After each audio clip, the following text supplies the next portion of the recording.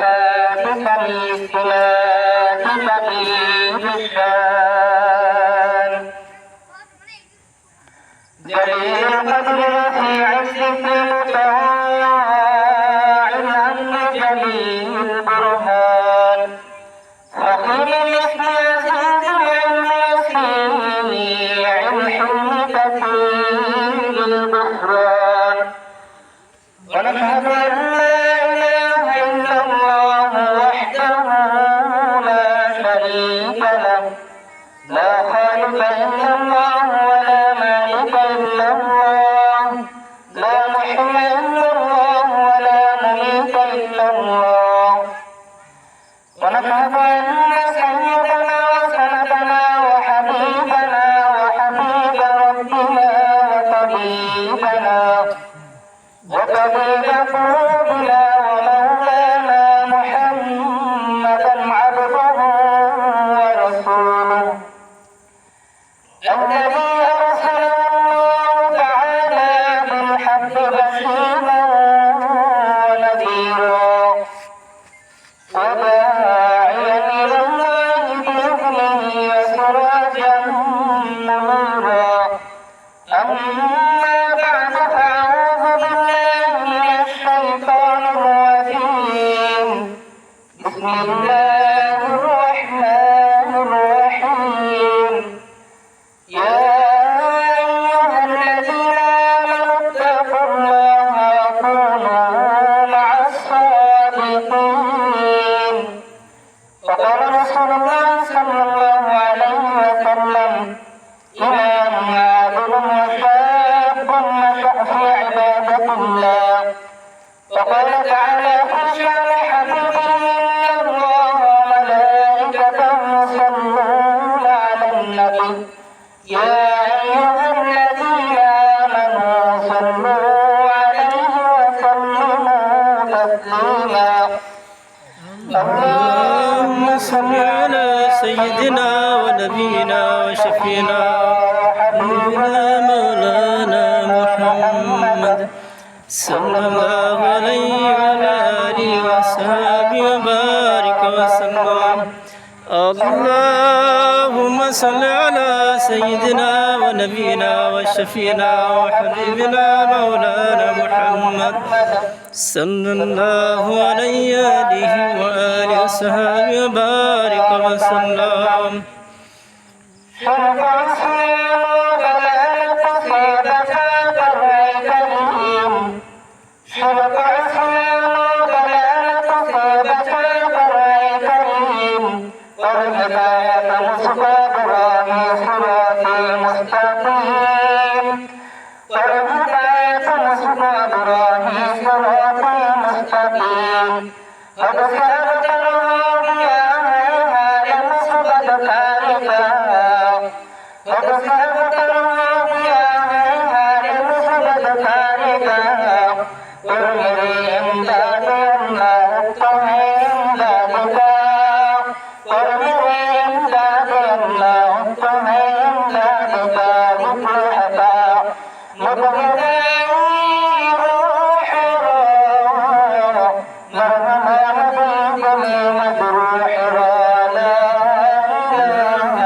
إلا الله لا إله إلا الله لا إله إلا الله لا إله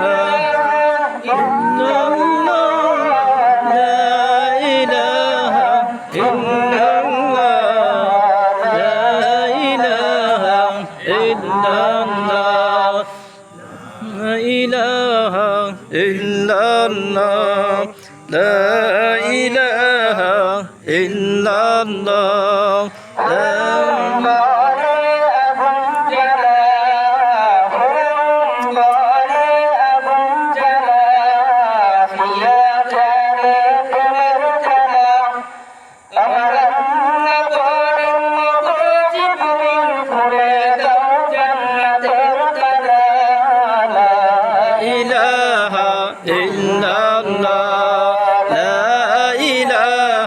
إلا الله لا إله إلا الله لا إله إلا الله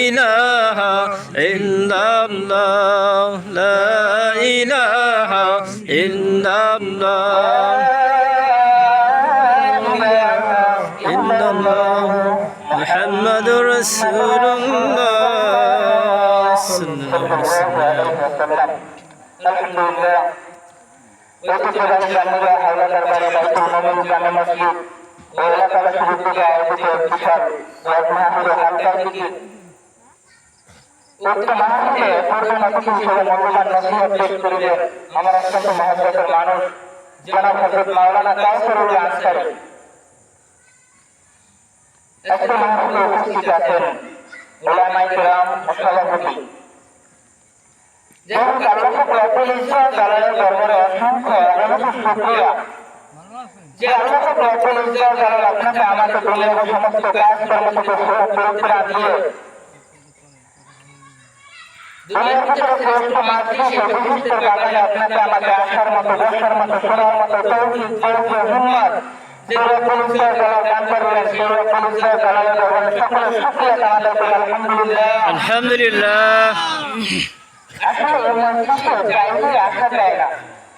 আল্লাহ রাব্বুল আলামিন বলেন ইন্নাল্লাহা ইউতি দ্বীনা লিমান ইউহিব্বুহু, আমি যাকে ভালোবাসি তার জন্য আমি দিনকে সহজ করে দেই।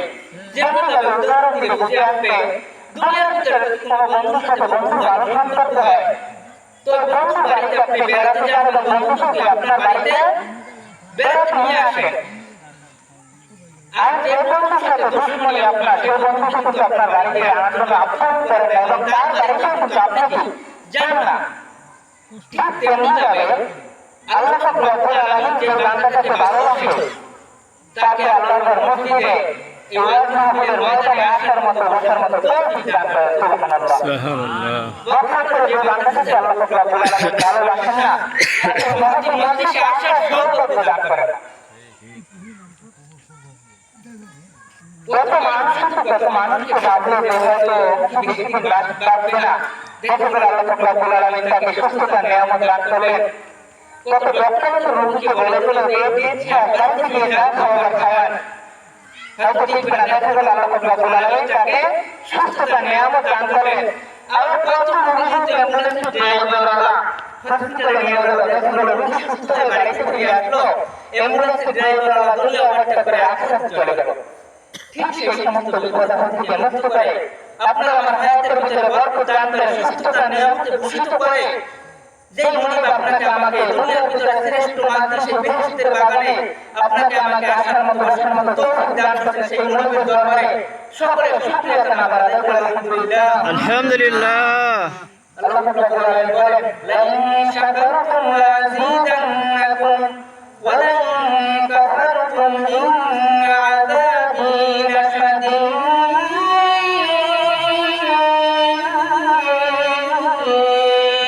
আল্লাহু আকবার। আল্লাহ রাব্বুল আলামিন বলেন তোমরা নিয়ামতের শুকরিয়া আদায় করো।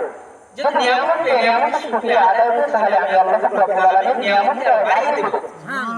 আর যদি নিয়ামতের না শুকরিয়া আদায় করো, নিয়ামত ছিনিয়ে নেওয়া হলো, বরং ইন্না আযাবী লাশাদীদ, কঠিন আযাবের সম্মুখীন হতে হবে। যাই হোক, আমরা এখানে আসি দামিয়া, এখানে সবাই একসাথে হয়, দেখবেন প্যান্ডেলের আশপাশে ঘুরে মোবাইল চাপে নজর করবেন, কিন্তু বসার তৌফিক আল্লাহ দিবেন না। তা আমাদেরকে এখানে বসার তৌফিক দিবেন, এটা দামিয়া। যাই হোক, আমি যে আয়াত তেলাওয়াত করছি, আয়াতের ভিতরে আল্লাহ রাব্বুল আলামিন বলেন ইয়া আইয়ুহাল্লাযীনা আমানু তাকুল্লাহ, ইয়া আইয়ুহাল্লাযীনা আমানু, যে ঈমানদারগণ, যাদের ঈমান আছে তাদেরকে বলা হয় কি মুমিন বলা হয়। হে ঈমানদারগণ, তাকুল্লাহ, আমি আল্লাহকে ভয় করো, ওয়া কুনু মা'আস সাদিকিন, এবং সাদিকিনদের সত্যবাদীদের সাথী হয়ে যাও, বন্ধু হয়ে যাও। আসছে وعن أبي هريرة رضي الله تعالى عنه قال قال رسول الله صلى الله عليه وسلم سبعة يظلهم الله في ظله يوم لا ظل إلا ظله إمام عادل وشاب نشأ في عبادة الله حضرت আবু হুরায়রা রাদিয়াল্লাহু তাআলা আনহু থেকে বর্ণিত তিনি বলেন রাসূল সাল্লাল্লাহু আলাইহি ওয়াসাল্লাম ইরশাদ করেন আল্লাহ রাব্বুল আলামিন কিয়ামতের ময়দানে সাত করণীর মধ্যে থেকে তার আরশের নিচে দায়িত্ব করবেন ছায়া দিবেন, যেদিন আল্লাহ পাকের ছায়া ব্যতীত আর কোনো ছায়া থাকবে না। তার ভিতরে এক নম্বর হবে, এক নম্বর খেয়াল রাখবেন, শাস্ত্রীয় লোকদের কথা খেয়াল রাখবেন। এক নম্বর হলো ইমামুল আদিল, ন্যায়পরায়ণ শাসক। ইমাম মানে নেতা বা শাসক, আদিল ন্যায়পরায়ণ। ন্যায়পরায়ণ শাসক তাদেরকে বলা হয়, কিতাবের ভিতরে আছে হুয়া ইয়াতাউল মারু মা লাহু ওয়া আখযা আলাইহি। ন্যায়পরায়ণ শাসক বলা হয় তাকে জনসাধারণের অধিকার, জনগণের সন্তুষ্টি চিত্তে তাদের মাঝে বন্টন করে দেয়, সেই হলো ন্যায়পরায়ণ শাসক। ন্যায়পরায়ণ শাসক মা বাবা হতে পারে, মা বাবা ন্যায়পরায়ণ শাসক। একজন মসজিদের খতিব ইমাম, সেও একজন ন্যায়পরায়ণ শাসক।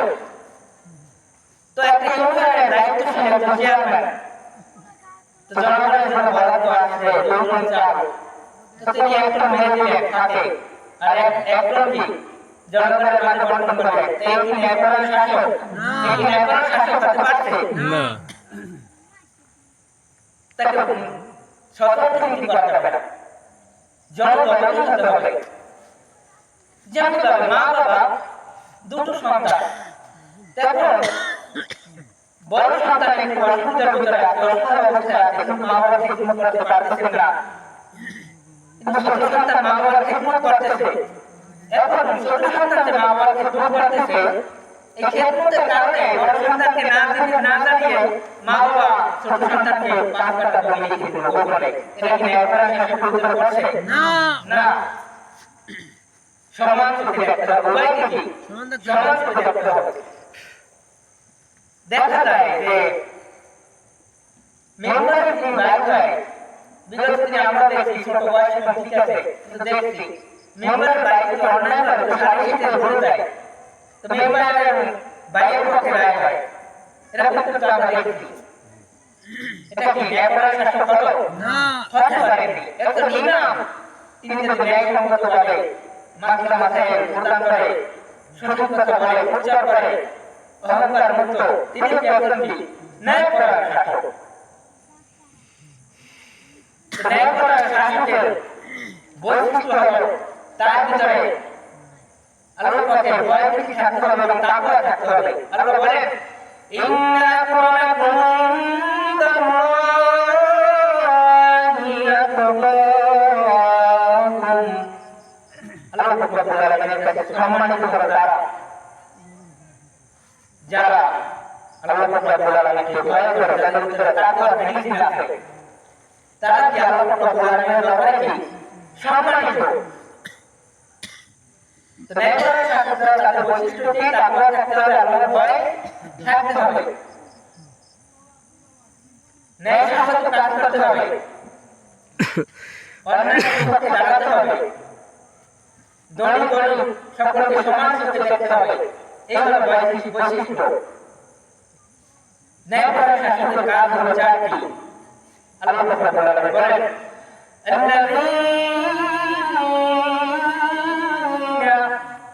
الذين إن مكناهم في الأرض أقاموا الصلاة وآتوا الزكاة وآمروا بالمعروف ونهوا عن المنكر। চারটা কাজ। এক নম্বর হলো আকামুস সালাত, নামাজ কায়েম করা। দুই নম্বরে যাকাত প্রদান করা। তিন নম্বর হলো ওয়ামারুল বিল মা'রুফ, সৎ কাজের আদেশ দেওয়া। চতুর্থ নম্বর হলো অসৎ কাজকে নিষেধ করা। এই চারটা কাজ তার ন্যায়পরায়ণ শাসক তিনি হবে, তার এই চারটি কাজ। তার ফজিলত কি ন্যায়পরায়ণ শাসকের? আল্লাহ রাব্বুল আলামিনের আল্লাহ রাসূল বলে ডান পাশে চেয়ারে নূরের মেম্বারে ন্যায়পরায়ণ শাসককে বসতে দিবেন। সুবহানাল্লাহ। সুবহানাল্লাহ। ন্যায়পরায়ণ শাসককে আল্লাহ পাক রব্বুল আলামিন কবুল করবে। সুবহানাল্লাহ। ন্যায়পরায়ণ শাসক জান্নাতি। সুবহানাল্লাহ। ন্যায়পরায়ণ শাসক আরশের ছায়া পাবে। সুবহানাল্লাহ। দেখেন ন্যায়পরায়ণ শাসক কে ছিলেন? হযরত মুহাম্মদ রাসূলুল্লাহ সাল্লাল্লাহু আলাইহি ওয়াসাল্লাম ছিলেন সর্বশ্রেষ্ঠ ন্যায়পরায়ণ শাসক। হাদিসে বুখারীতে আছে আল্লাহ রাসূলের কাছে বেদুইন এসে বলতেছে যে আপনার সাহাবী উঠে গেছে। আল্লাহ রাসূল বলেন আমি এটা মানতে পারি না, আমি এটা বিশ্বাস করি না। বলে আমার কাছে সাক্ষী আছে। সাক্ষী হাজারো থাকতে পারে, কিন্তু আমি বিশ্বাস করি না, মানতে পারি না। কারণ সাহাবায়ে আমার উম্মতের মধ্যে শ্রেষ্ঠ মানুষ যে সাহাবায়ে সম্পর্কে আল্লাহ পাক রব্বুল আলামিন বলেন সূরা বাইনার ভিতরে রাদিয়াল্লাহু আনহুম ওয়া রাদু আন, যে আমার সাহাবায়ে কিরামের উপরে আমি আল্লাহ সন্তুষ্ট এবং সাহাবায়ে কিরাম আমি আল্লাহ পাক রব্বুল আলামিনের উপরে সন্তুষ্ট। আল্লাহ রাসূল বলেন এটা আমি মানতে পারি না। তো সাক্ষী হাজির করে বেদুইন কাফির হাজির করে সাক্ষী দিতেছে যে রাসূলুল্লাহ আপনার সাহাবী উঠে করে নিয়ে যাচ্ছিল তখন আমাদের হাতে ধরা পড়েছে। আমরা কিছু বলিনি, কারণ আপনি আছেন, আপনি বিচার করবেন, এজন্য আমরা কিছু বলিনি। তাহলে রাসূল বলেন যদি আমার সাহাবী উৎসাহ করে থাকে তাহলে এটা গোপনে বিচার হবে না, এর বিচার হবে প্রকাশ্যে মসজিদের আঙ্গিনার সম্মুখে বিচার হবে। তো পরের দিন লোকে লোকারণ্য মসজিদের নববীর সম্মুখে সাক্ষী সহ সমস্ত লোক হাজির করবে। হাজির করে জিজ্ঞেস করবে সাক্ষীদেরকে তোমরা কি দেখেছো আমার সাহাবী উৎসুল করছে? বলে হ্যাঁ, রাসূলুল্লাহ উৎসুল করতে নিয়ে যাচ্ছিল তখন আমাদের হাতে ধরা পড়েছে। তো সাহাবীকে জিজ্ঞেস করলেন আল্লাহর রাসূল যে তুমি কি উৎসুল করছো? বলে হ্যাঁ রাসূলুল্লাহ আল্লাহর পাকের কসম আমি উৎসুল করিনি। বলে তোমার সাক্ষী কি? বলে আমার সাক্ষী নেই, আমার সাক্ষী হলো আল্লাহ ওয়া রাসূল।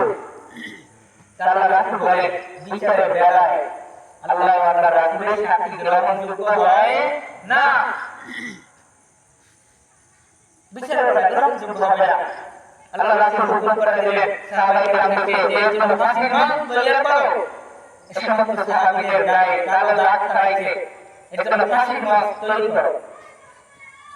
তো সাহাবী আল্লাহ পাক রব্বুল আলামিনের দরবারে হাত উঠিয়ে কান্না করতেছেন, আল্লাহ পাক রব্বুল আলামিন আপনি তো অন্তরের খবর জানেন, আমার আপনি তো অন্তর জানি, আমি তুমি করি আল্লাহ আপনি তো জানেন, আপনি তো সব খবর রাখেন, আমি তুমি করি আল্লাহ পাক রব্বুল আলামিন।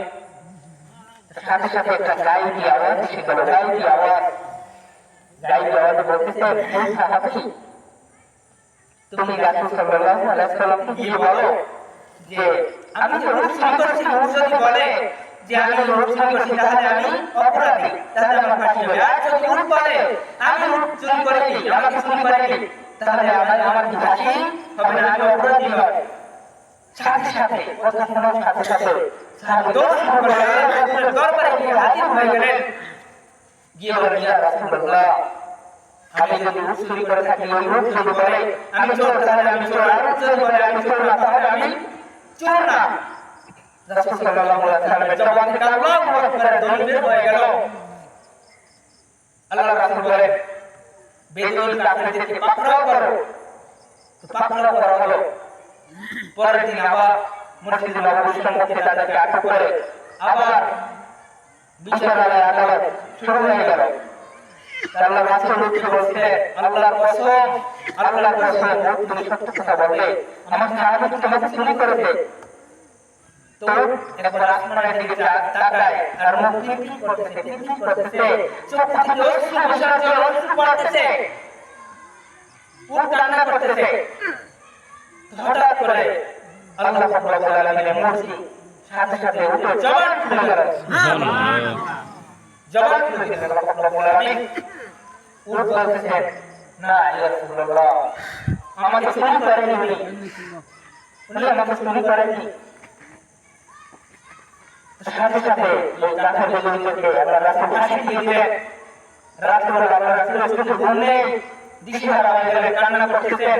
ওই সাহাবী বাড়ি হাঁটতে হাঁটতে আল্লাহর রাসূল চলে গেলেন, গিয়ে দরজায় নক করলেন। সাথে সাথে সাহাবী দরজা খুলে দিলেন। খোলার পর বলতেছে জড়িয়ে ধরে, সাহাবী, আমি তো গায়েবের মালিক নই, আমি তো গায়েবের মালিক না। মুহাম্মদ হর বিনা গুফতা তানা গুফতা জিব্রাইল, জিব্রাইল হর বিনা গুফতা তানা গুফতা রাসূল। মুহাম্মদ সাল্লাল্লাহু আলাইহি ওয়াসাল্লাম ততক্ষণ পর্যন্ত জানতে পারে না যতক্ষণ পর্যন্ত জিব্রাইল আলাইহিস সালাম তাকে না জানান। জিব্রাইল আলাইহিস সালাম ততক্ষণ পর্যন্ত জানতে পারে না যতক্ষণ পর্যন্ত আল্লাহ রাব্বুল আলামিন জিব্রাইলকে না জানান। আল্লাহ রাসূল বলেন, আমি তো গায়েবের মালিক নই, আমি তো বুঝতে পেরেছি। চোখ দিয়ে পানি সমস্ত হইতেছে। বলে, তুমি কি এমন আমল করেছো যে আমলের কারণে উঠে জবান খুলে গেল? কি আমল করেছো তুমি বলো?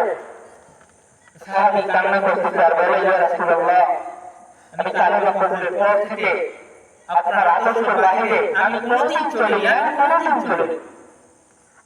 সুবহানাল্লাহ। আল্লাহ রাব্বুল আলামিন আমাদেরকে নবী হওয়ার মতো তৌফিক দান করুন। এক কোরআন শাসক যে আমার সাহাবী বিচার গোপনে হবে না, ওপেনে হবে, ওপেন হবে। এক নম্বর পাইলে আরো কিছু তাদের আল্লাহ রাব্বুল আলামিন ছায়া দিলেন। এক নম্বর কি? ন্যায় কোরআন শাসক। ন্যায় কোরআন শাসক মা বাবা, একজন মসজিদের ইমাম, ন্যায় কাজ করলে কি? ন্যায় সম্পর্ক কাজ করলে তাকে কি ন্যায় কোরআন শাসক বলা হয়? ইমামুল আদিল। দ্বিতীয় নম্বর হলো শাবুন নাশা ফি ইবাদাতিল্লাহ, সেই যুবক যে যৌবনকাল আল্লাহর ইবাদতে কাটিয়েছে। যৌবনকালটা কি? আল্লাহর ইবাদতে কাটিয়েছে। আল্লাহ রাব্বুল আলামিন বলেন, যারা বাইতি ওয়াজাবা আলাল মাজুরাইন ফিমা যায়। আল্লাহ বলেন, তুমি আমার ঘরে পা রাখতে দেরি যুবক, যুবক তুই আমার ঘরে পা রাখতে দেরি, আমি তো বলাই সম্মানের মালাক রাখতে দেরি করি। সুবহানাল্লাহ। তুমি চিন্তা করে আর আল্লাহ রাব্বুল আলামিন চিৎকার করে বলবে, মালাইকাতি জাআলা আনতাহু মাজালাহু ইয়াতি। ফেরেশতাদের সাথে বলবে, দেখ আমার বান্দা সব কিছু বিসর্জন দিয়ে আমি আল্লাহর কুদরতি কদমে মাথা ঠেকাই দিয়েছে। হাদা আব্দি হাক্কা, ইয়া আমার পারফেক্ট বান্দা, ইন্নী ওয়াইহি মালাইকা, একে নিয়ে আমি এই ফেরেশতাদের উপর গর্ব করি। সুবহানাল্লাহ। সুবহানাল্লাহ। যৌবনকালটা ইবাদতে মগ্ন থাকা, ইবাদতে কাটানো। যুবকরা আজকে ফ্রি ফায়ারে, জুয়ার আসরে মগ্ন। দেখা যায় সময় পেলেই ফ্রি ফায়ার, অন্যতম জুয়ার খেলা খেলে। আসলে যুবকরা জানে না যে তার চিন্তা আরেকটা চলে যায়। আল্লাহ রাসূল বলেন, লা তাকুনু ওয়াহিদাতুন খায়রুন মিন আল-দুনিয়া ওয়া মা ফিহা। এক চিন্তার দাম কত জানো তোমরা? দুনিয়ার ভিতরে যা কিছু আছে তার চেয়ে একটা সেজদার দাম বেশি। সুবহানাল্লাহ। দুনিয়ার ভিতরে কি নাই বলে? স্বর্ণের খনি আছে, রৌপ্য আছে, হীরা আছে, মণিমুক্তা আছে।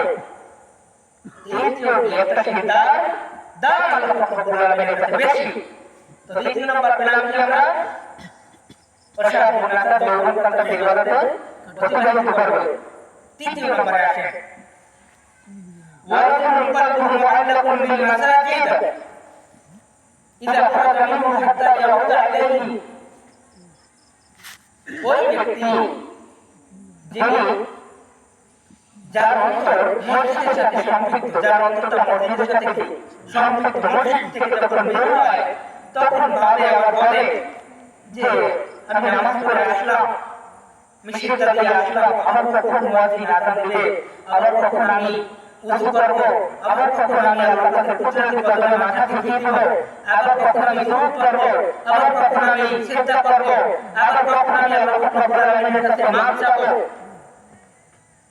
তো মনের ভিতরে ওকে দিয়ে অস্থির ভাব, তার অন্তরের ভিতরে অস্থিরতা, কখন আযান দিবে, কখন আবার আমি সিজদা করব। যেমন ভাবে উদাহরণ হিসেবে বসে আসবে যে মাছ, যেমন মাছ পানির বাহিরে কি অবস্থান করতে পারে? মাছকে যদি শুকনো মাটির উপরে রাখে, মাছ কি রাখবে? মরে যাবে না কিছুক্ষণ পরে? মাছ যেমন ভাবে পানি ছাড়া অবস্থান করতে পারে না, ঠিক তেমনি ভাবে একটা মুমিন বান্দাও মসজিদের বাহিরে শান্তভাবে অবস্থান করতে পারে না।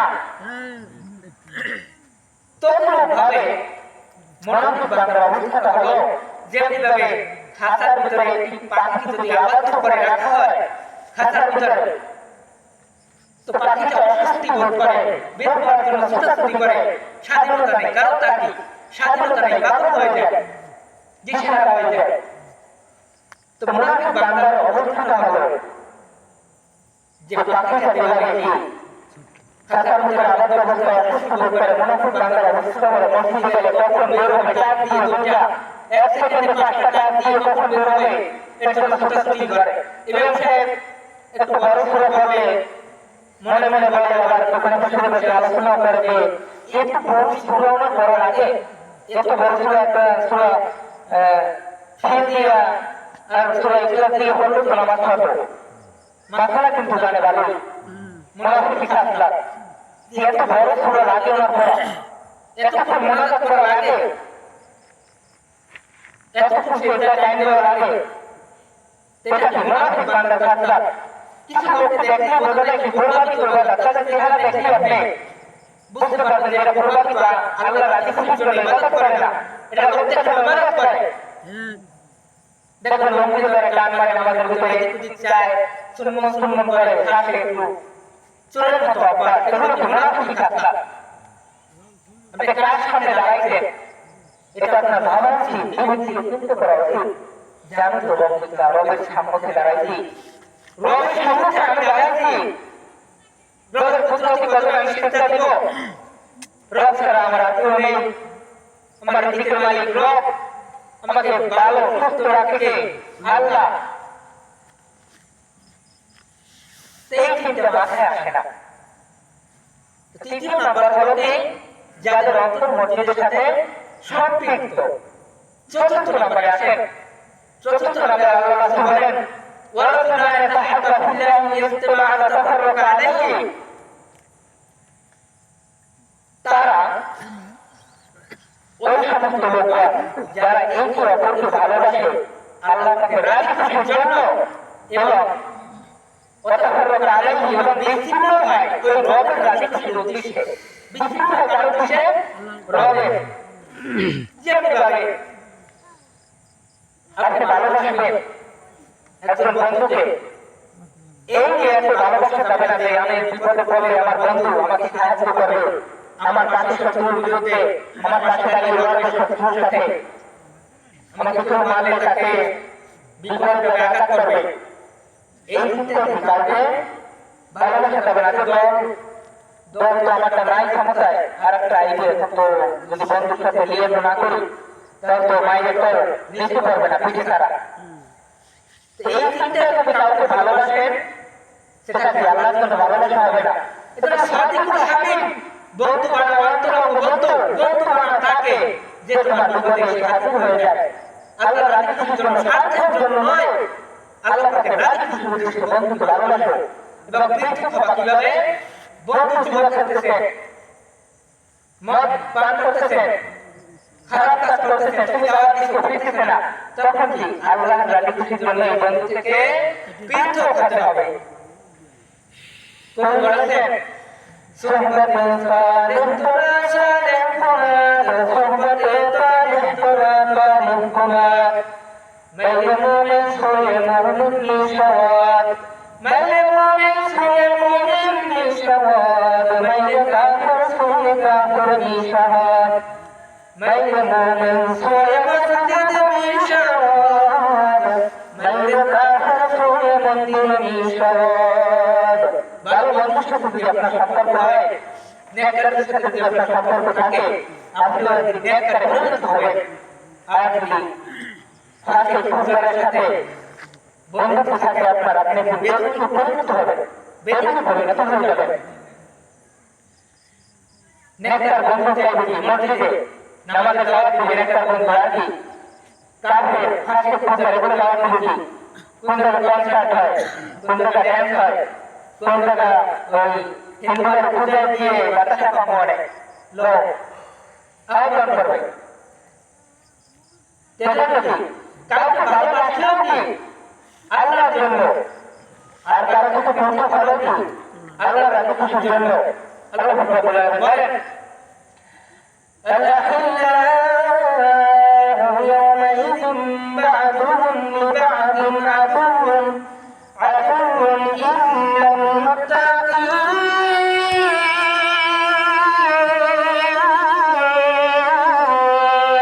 الله أكبر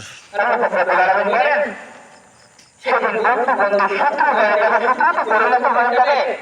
কিন্তু যারা সঠিকুল হামিম অন্তরঙ্গ বন্ধু বানাবে, যারা মুত্তাকি, তারা কখনো কি আলাদা হবে না, তারা কখনো কি আলাদা হবে না, তারা কখনো আপনার বদনাম করবে না। এজন্য অন্তরঙ্গ বন্ধু বানাতে হবে। পঞ্চম নম্বরে আসে আল্লাহ পাক রব্বুল আলামিন যাদেরকে আরো সুন্দর ছায়া দেবেন, তাদের মধ্যে পঞ্চম স্তরে তবে তারা ورجل ذكر الله خاليا ففقد عيناه ورجل ذكر الله পঞ্চম নম্বরে হলো তারা আরো সুন্দরকে জায়গা পাবেন যারা নির্জনে আল্লাহ পাক রব্বুল আলামিনকে স্মরণ করবে এবং চক্ষু থেকে অশ্রু বিসর্জন করবে, চক্ষু থেকে পানি ফেলবে। বরবদার ফুটানে সহজার মাঝে হুঁশিয়ার, বরবদার ফুটানে সহজার মাঝে হুঁশিয়ার, হর হর দুলস্তর তোমার হাতে কৃতদার। তুমি বলেন জ্ঞান চক্ষু দিয়ে যদি একটি রাসূল কথা দিতে দাও, সাথে সাথে আমি আল্লাহর পরিচয় পেয়ে যাব। জ্ঞানের চক্ষু দিয়ে তাকাতে হবে রাসূল কথার দিকে, নির্জনে আল্লাহ পাক রব্বুল আলামিনকে স্মরণ করতে হবে। আল্লাহ পাক রব্বুল আলামিন বলেন ইযা তুতলা আলাইহিম আয়াতুর রাহমান খাররু সুজ্জাদান ওয়া বুকিয়া।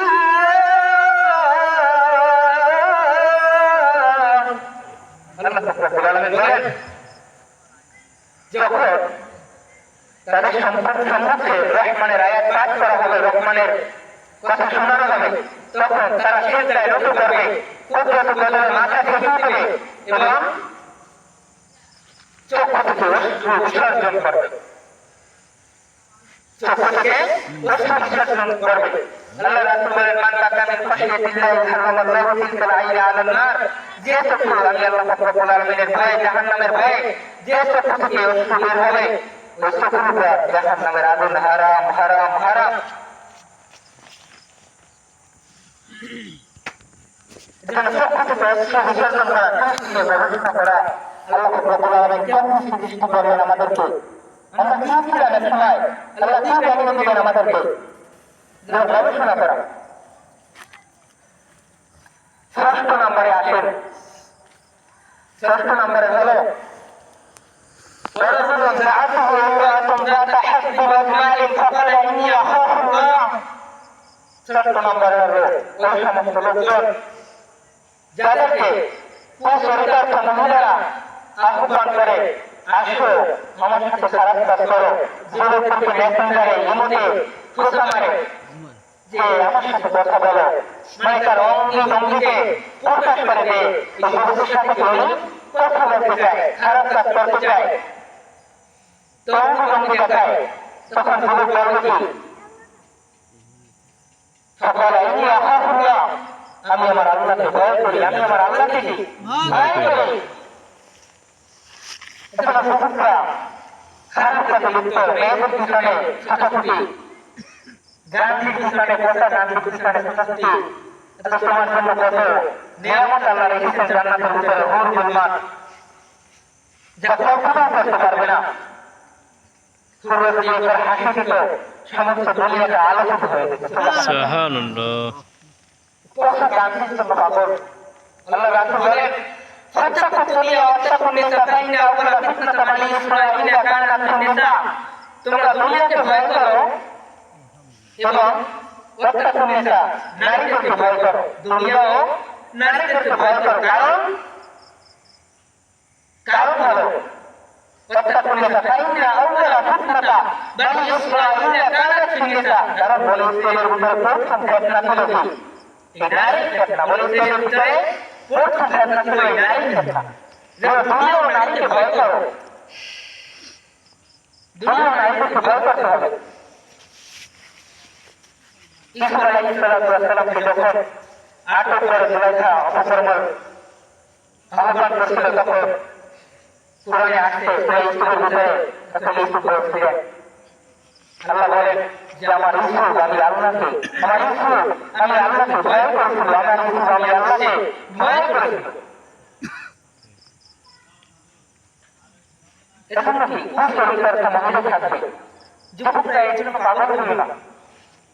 আপনার জন্য যে লোক আপনাকে সৃষ্টি করেছেন, আপনার জন্য বরাদ্দ করে রেখেছেন, আপনি আপনার স্ত্রী কে হবে এটা আল্লাহ রাব্বুল আলামিন বরাদ্দ করে রেখেছেন যে কি আপনার স্ত্রী হবে। আপনি কেন এর ভিতরে চলে ইমানকে নষ্ট করতেছেন, হয়রানির শিকার হইতেছেন, আত্মহত্যা করতেছেন, কামাই রোজগার কর্ম বন্ধ করে দিতেছেন কেন? এজন্য কি কুশলীকার মহিলারা আহ্বান করলে কি মনে করতে হবে, তখন স্মরণ করতে হবে এই হাদিসের কথা, সকালে নিয়ে আমি আমার আল্লাহকে ভয় করি। ওগুলো শয়তানের চক্রান্ত। সত্যের ব্যাপারে আসেন, ورجل تصدق بصدقة فأخفاها حتى لا تعلم شماله ما تنفق يمينه। সপ্তম নম্বর হলো যারা দান সত্য করে, ডান হাত দ্বারা দান করছে তা বাম হাত টের পায় না, ডান হাত দ্বারা যা দান করছে বাম হাত টের পায় না, গোপনে গোপনে। আল্লাহ রাব্বুল আলামিন বলেন, ইন তুবদু সাদাকাতি ফালিল্লাহি ওয়া ইন তুখফুহা ওয়া তু'তুহা লিল-ফুকারা ওয়া তু'তুহা লিল-ফুকারা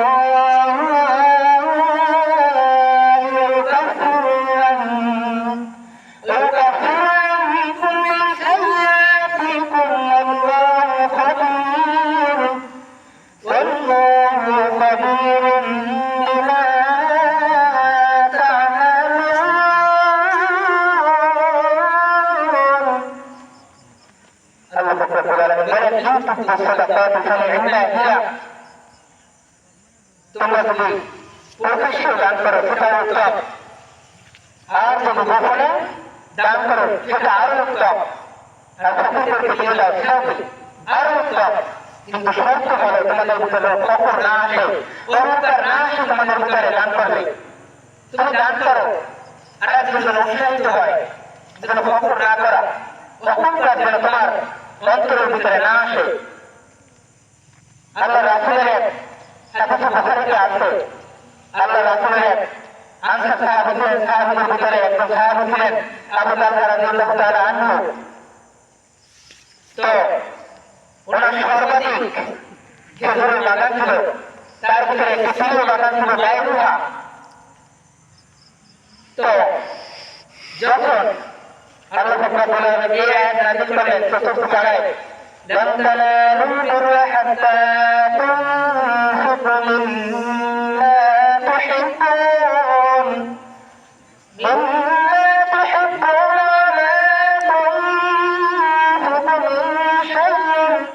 من شيء فإن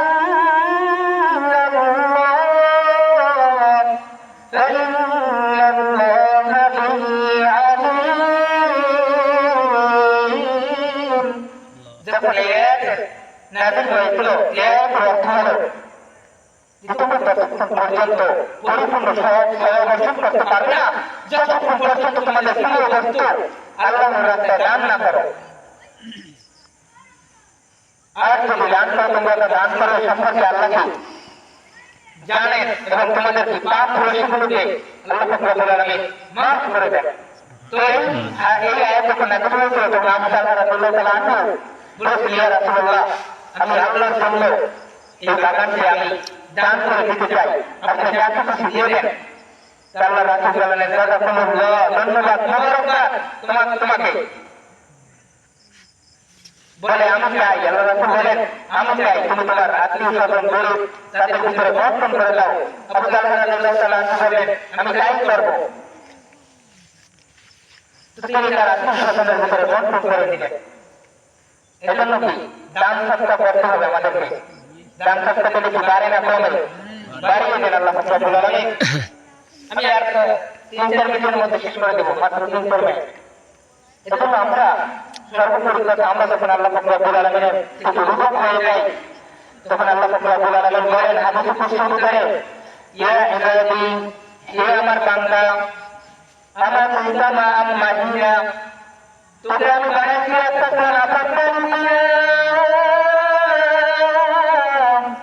যা তোর মুখ উচ্চারণ করতে লজ্জা হয়, দূরে থেকে সত্য রাখি কথা, তোকে আমি আল্লাহ দেখানি দ্বারা বানাইছিলাম। এই পানি এক টাকাও কেউ কিনবে না। আল্লাহ রাব্বুল আলামিন আমার কোনটা সবরা, তুই এক সময় ছোট ছিলি, ও বান্দা তুই এক সময় ছোট ছিলি, আমার বাবা তোকে কে বড় করলো? তোকে আমি আল্লাহ বড় করলাম, তোকে আমি আল্লাহ বড় করলাম। আমার কোনটা জয়ীরা, তুই তো এক সময় বড় দুর্বল ছিলে, তুই তো এক সময় বড় দুর্বল ছিলি, তোর কোনো শক্তি ছিল না, তুই হাঁটতে পারতি না, তোকে সবল বানাই গেছে।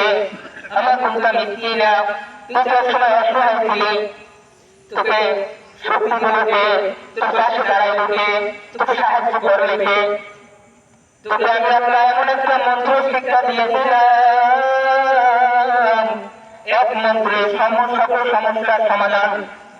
তুই যখন কান্না করো, কান্না করো, তখন কান্না করলে তোর মা বুঝে বলে আমার সন্তানের ক্ষুধা লাগছে, আমার সন্তানের ক্ষুধা, সন্তানকে খানা খাওয়াতে হবে। এক মন্ত্রে সমস্ত সকল সমস্যার সমাধান। এজন্য আমি আহ্বান করবো, আমার হাতে বেশি সময় নেই, আল্লাহ রাব্বুল আলামিনের কাছে আমরা তওবা করি, তওবা করব খোলা রাখছেন আল্লাহ। আল্লাহ রাব্বুল আলামিন বলেন ইল্লাল্লাযীনা তাবু ওয়া আমিলুস সালিহাত ফাউলাইকা ইউবাদদিলুল্লাহু সাইয়্যাতিহিম হাসানাত। যারা দুনিয়া থেকে সুদ খায়, ঘুষ খায়, জেনা করে, ব্যভিচার করে, তারা যদি আমি আল্লাহ রাব্বুল আলামিনের কাছে তওবা করে, তাবু ওয়া আমিলুস সালিহাত এবং নেক আমল করে, ফাউলাইকা ইউবাদদিলুল্লাহু সাইয়্যাতিহিম হাসানাত। আমার আল্লাহ বলেন ওদের গুনাহকে আমি আল্লাহ মাফ করে, শুধু তাই না, ওদের গুনাহকে আমি আল্লাহ নেকের দ্বারা পরিবর্তন করিয়া দেই। সুবহানাল্লাহ। যেটা আমি সকলের কাছে দোয়া চাই, আমি সকলের কাছে দোয়া চাই, খাস করে ইলম কালাম নাই, যতটুকু আলোচনা করলাম এর উপর, শাস্ত্রের ব্যক্তির উপর